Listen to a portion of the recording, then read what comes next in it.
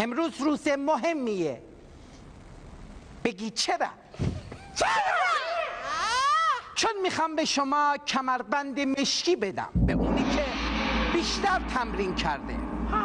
اول حرکات هماهنگ، بعد میریم سراغ تک تک شما، ببینم تو کار گروهی چطور هستین. بلند شید.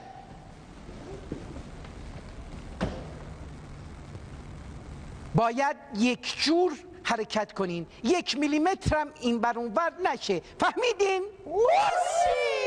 شروع میکنیم.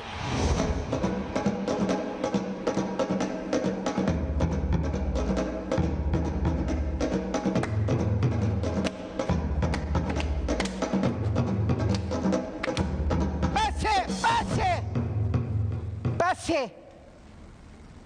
خجالت نمیکشیم با این حرکاتی که انجام میدین؟